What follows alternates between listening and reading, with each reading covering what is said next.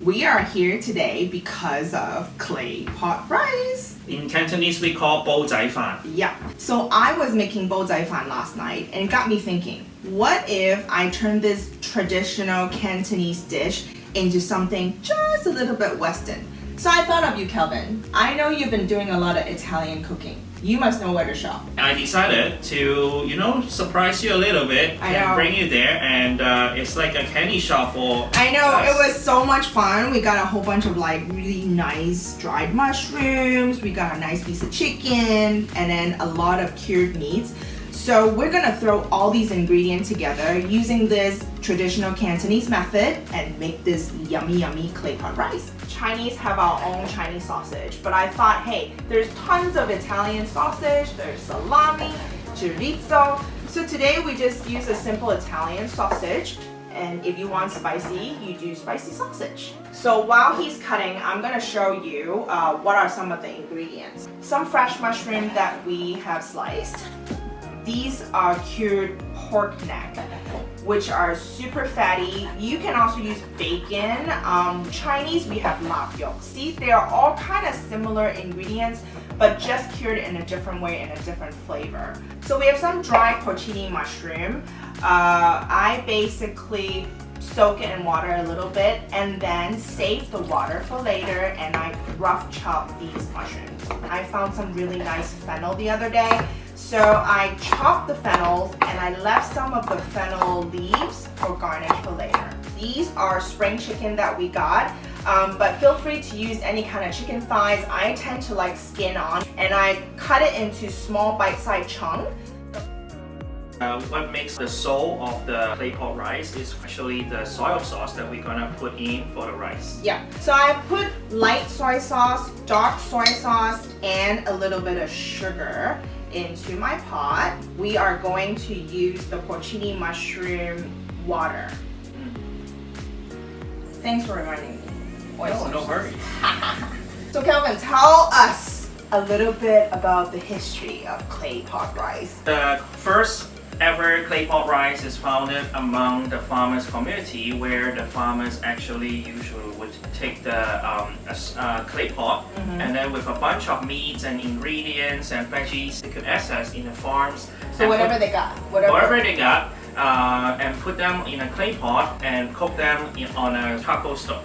And then now it becomes a winter staple. So we got the rice. We're now going to combine this and water and put it in the clay pot.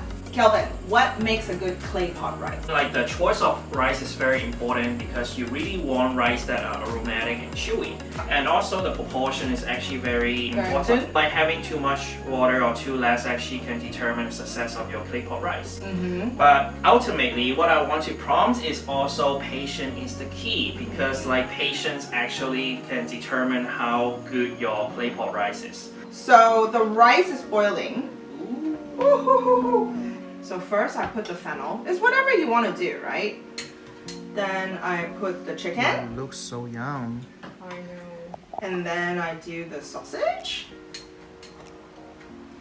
Yum. And then the cured meat.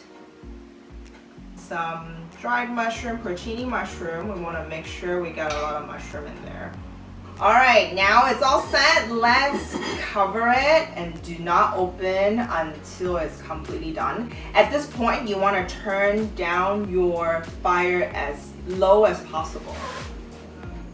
Another reason I love about this, I know when we go out, we're gonna eat it, without table side, but for me, I think this is really the finesse of the Claypot rice. Or if you have a balcony, go ahead and eat it outside, just like pretending you're eating like on the street. It's so warm and toasty. I mean, the whole point is kind of like hot pot, Yeah.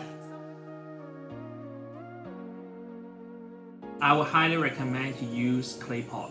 They usually have a lot of like tiny little holes.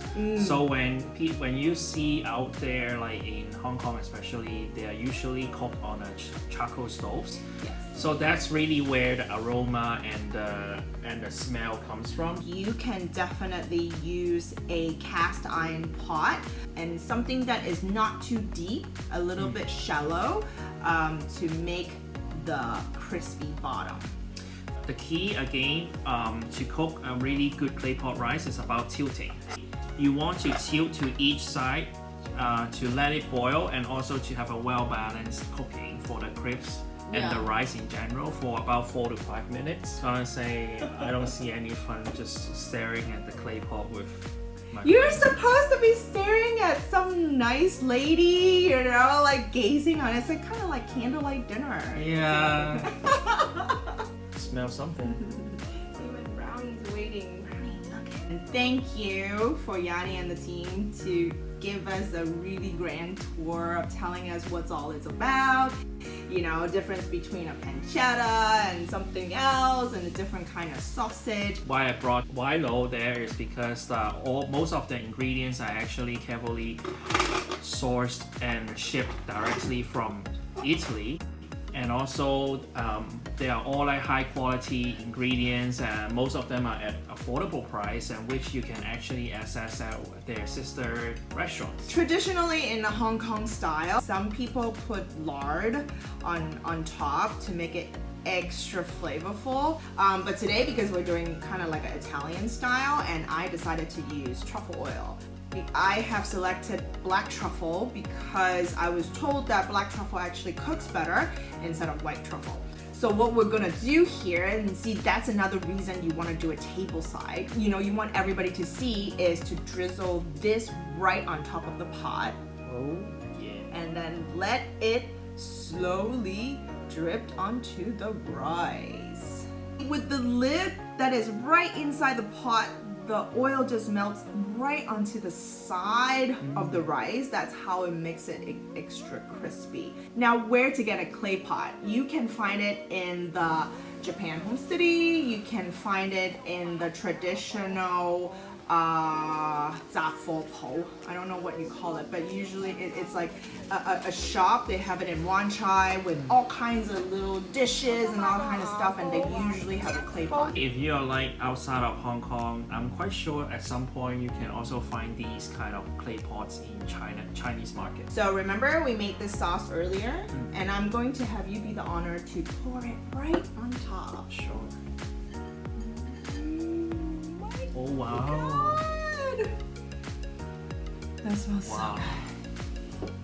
So the final finale, we're going to add a little bit of the fennel leaves on it to give it a little bit of color. And special treat for you. Thank you for hanging out with me. 3rd time's the charm. Yep. So I have actually got some fresh truffles.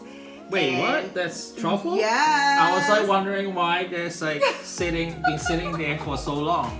It's not dog poop, it's actually real truffle. We are going to scrape it on. Look at that. Oh wow. Yeah. I can smell the rice crisps. Woo. Oh my God, I wish you can taste this right now. So good. Thank you, Wilo, for having me today, and thank you for watching. And don't forget to try it and let us know what you think about this recipe. Please do. And also, most importantly, please like, Comment and subscribe. and we'll see you next time. Bye. Ciao.